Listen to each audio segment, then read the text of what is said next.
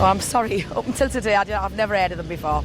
I don't really know who the Lions are. I think they're a local business charity fundraising organisation. I don't know who the Lions are. Know nothing about them at all? I don't know anything about them. It's a charity putting on local events. That's basically it.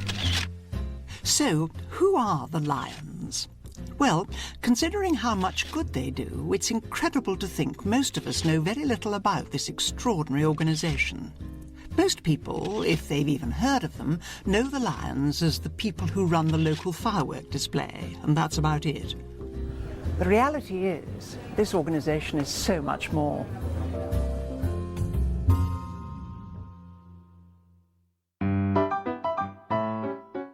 Lions clubs are relatively young. The first club was set up in Chicago by businessman Melvin Jones in 1917.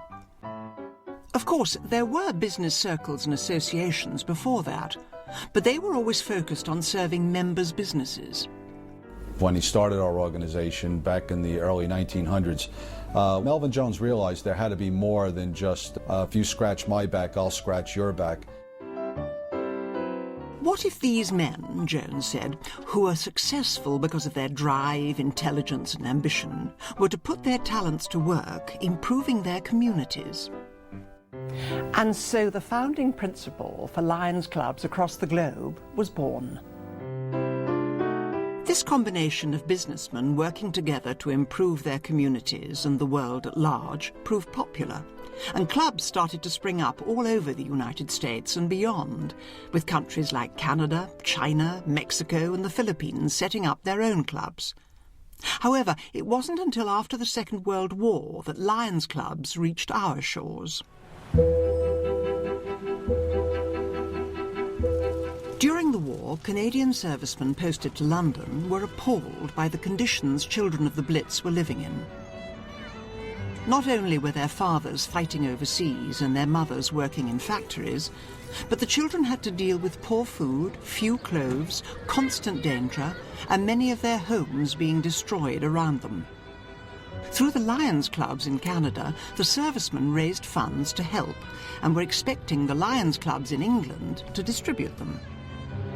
Unfortunately, there was a small problem. There weren't any. So instead, the Queen Mother, at the time Queen Elizabeth, who was patron of the Church of England's Children's Society, arranged for the Society to distribute the funds on behalf of the Canadian Lions. After the war, the Queen was so grateful to the Canadian Lions, she sent her equerry, Colonel Edward Wyndham, to Canada to thank them for their help. He was invited to visit the Chicago headquarters of the Lions Clubs International to see what Lionism was really about, and was so impressed with what he saw that soon after he returned to England in 1950, he set up the first club in Britain and Ireland, known as the London Host Club. And the very first meetings of this host club were held here at the Criterion Restaurant above the Lillywhites building in London's West End. Today, the Lions have clubs in 202 countries and over 1.3 million members. The Lions plan and participate in a wide variety of schemes to help people in need, but there is one area that they have been particularly instrumental in, and it's all down to one remarkable lady. Helen Keller, an inspirational author, political activist and lecturer, who had become blind and deaf at the age of 19 months through illness, spoke at the Lions International Convention in 1925. She challenged the Lions to become the Knights of the Blind in the crusade against darkness. The Lions took up that charge, and since then they have embarked on a worldwide campaign to prevent blindness wherever possible. We've had both a Campaign Sight First 1 and a Campaign Sight First 2. On Campaign Sight First 2, within 2 years, worldwide, we raised over $200 million. We've probably saved the sight of over 27 million people worldwide. We've undertaken something like 4.5 million cataract operations, and we've actually succeeded in preventing river blindness on the continent of South America. We invented the white stick. We're trying to invent a talking white stick so people can record their their shopping list on it and things like that. We'd fly people in to do hundreds of cataract operations, and it costs $6 to save someone's eyesight. And if that isn't worth raising money for, I don't know what is.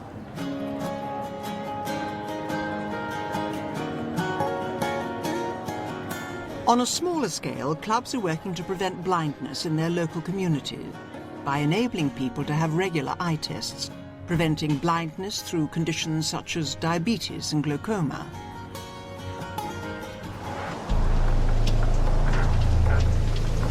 Although sight-related projects are very special to the Lions, it certainly doesn't stop them getting involved in other important areas. In 2004, a devastating tsunami hit Asia.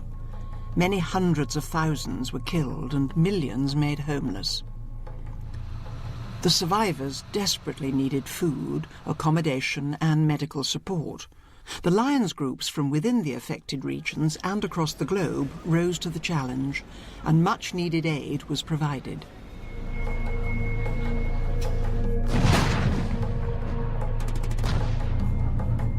Another focus for the Lions worldwide is helping children in need.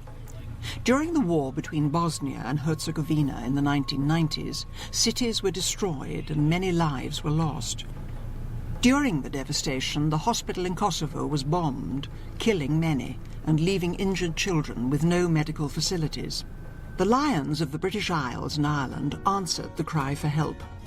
With help from the Lions Club's International Foundation, they organised a medical evacuation of 42 critically ill children to hospitals in the UK. 40 of those children survived. But the devastated healthcare service in Bosnia put even more children at risk.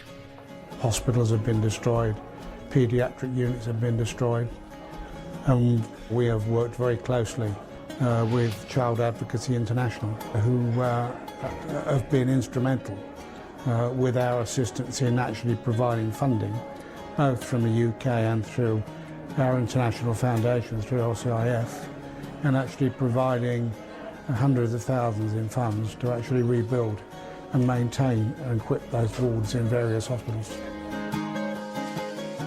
Part of the philosophy behind the Lions Clubs is to work towards improving their own communities. And that means, as well as the high-profile schemes, there are lots of smaller projects going on all the time. For example, the Message in a Bottle programme. Message in a bottle, very, very simple. Plastic bottle, green top, with a green cross on it, which you have a simple form with your name and address and any ailments, which you put into the bottle, put that into your fridge, and have a little label which you stick on your front door. And the emergency services, if they see that, the information is immediately available within that bottle, and so the message is in the bottle.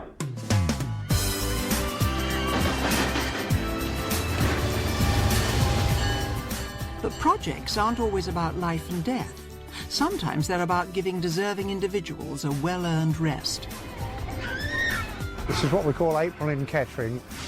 We write to all the Lions clubs in the Midlands district and invite them to bring people with special needs here for the day. We've negotiated discounted prices with the park, and that enables them to go on all the facilities here at the park. In total, there are 244 people with special needs here today. Well, we all get together and have a day out, and we have wonderful time here. Thanks again for this day out, and thanks again for what you've been doing from Doherty Worth. Thank you. It's the opportunity to allow these young people to go out and do something normal and enjoy their childhood for a change. We have a disabled son, which is Alfie here. He has cerebral palsy. It's absolutely superb for him. It just brings so much out for him. It's a day of fun, and he just loves it. The Lions have also been supporting registered charity schemes like Medic Alert, which provide individuals with life-saving medical identification such as bracelets and necklets. This enables medical professionals to access vital information about a person's hidden medical conditions or allergies in an emergency. They also sponsor the Special Olympics, which empowers individuals with intellectual disabilities from more than 180 countries. But of course, this is only half the story. The other side of this remarkable work is raising the money. 100% of the funds we raise goes to the people we are trying to help, either in the community or the wider community in Lions Clubs International.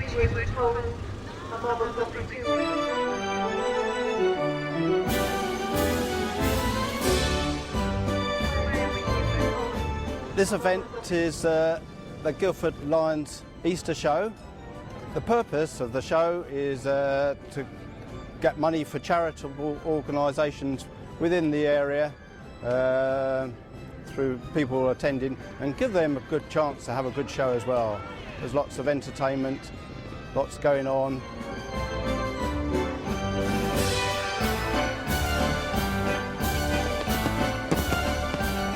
Laying on an event like the fireworks display, we have about 7,000 people who live the field. They've had a cracking time, had a great display, and you realise you've done something that raised a lot of money. They've had a good, safe environment, and it just gives you a huge feeling of success and satisfaction. The first year of Lions International, back in 1917, they actually had women in the organization, but their next international convention, they voted not to have women, which was a huge mistake. So, in 1977, the association formed the Lionesses, a spin-off group that did a very similar job to the Lions clubs, but it was exclusively for women. Since then, the Lions have revised their constitution, and although some Lioness clubs are still running, Lions clubs are now open to both men and women. 20% of our membership in the world right now is women, and it's the fastest growing group of members that we have. We're all equal, we're all in it together, and you know, if my Lions Club happens to have an event, then my wife's going to go along as well. So, you know, why shouldn't she be a lion just like I am? Has anybody got... Another spin-off organisation, which caters for people too young to be a lion, is the Leos. This is a great way for younger service-minded individuals from both sexes to be able to get a taste of what the main organisation does, and also meet other like-minded individuals at the same time. It's just a young version of the Lions Club, where we go out raising funds by whatever means, and then spending it where the need arises. And one thing all these groups have in common is they are all part of a huge family, which spans not just the UK and Ireland, but all over the world. If you're going on business somewhere new, then you go on the Lions website, you find out where the local Lions Club meet, and they take you out for dinner. And you've got 30 or 40 new friends. I know wherever I am internationally, I can go somewhere and there'll be a Lions Club that I could join or just get involved with. So what does the future hold for these organisations? Clearly they've done some amazing work, but to continue into the 21st century, they're in need of new members. It really is about bringing good, quality people who are leaders within their community, who have the ability to influence people and to work for their communities and to help our organisation to develop. One new member gives us 2 more hands to do service in our communities. With new members, we can increase the service to our community at home and community around the world. We're meeting more challenges throughout the world, and with more members, we can certainly meet more of those needs. You've got to go out walking the streets on a December night and do 3 hours knocking on people's doors. That can be quite tiring. In fact, I actually used it as training for a half marathon once. So you need people who physically can do it, and also people who mentally can bring new ideas in as well, because then it stops things getting stale. Whether you are already a member of the Lions family, or you are thinking about becoming one, or you are thinking about donating money to help them do their amazing work, you are supporting an organisation whose fundamental principle is to work to improve their local community and the world. A principle which remains unchanged since Melvin Jones set up the first club in 1917. As a Lion, or a supporter of the Lions, you have the potential to change millions of people's lives for the better, including your own. It feels good to help others. Why not give it a try? It's putting something back into the community. It's giving people an opportunity to do things that they probably wouldn't be able to do otherwise. It's the best organisation in the world. You know, the fellowship is wonderful. You get a lot of satisfaction out of doing things for people who are less able and not as well off as you are.